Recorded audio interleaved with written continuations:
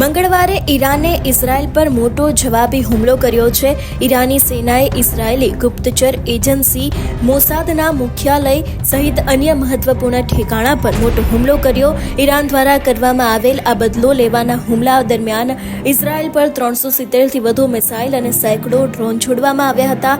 ઈરાનના હુમલામાં ઇઝરાયલમાં અત્યાર સુધીમાં 24 લોકો માર્યા ગયા છે અને 500થી વધુ લોકો ઘાયલ થયા છે.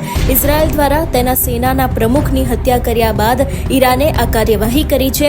ઇઝરાયલ પર આ ઈરાનનો અત્યાર સુધીનો સૌથી મોટો હુમલો છે. એટલે અત્યારે હાલ જે પરિસ્થિતિ ચાલી રહી છે એની જ અંદર અત્યાર સુધીનો સૌથી મોટો હુમલો છે તે ઇઝરાયલ પર ઈરાનનો કરવામાં આવ્યો છે અને ખાસ કરીને આ હુમલાની અંદર 24 લોકો માર્યા ગયા છે અને 500થી વધુ લોકો ઘાયલ થયા છે. આવી જ અપડેટ તમારા સુધી પહોંચાડતા રહીશું. ત્યાં સુધી અમારા ઇન્સ્ટાગ્રામ પેજ, તેની સાથે અમારી યુટ્યુબ અને અમારા ટ્વિટર નિર્ભય ન્યૂઝ ઓફિશિયલને ફોલો કરવાનું ભૂલશો નહીં.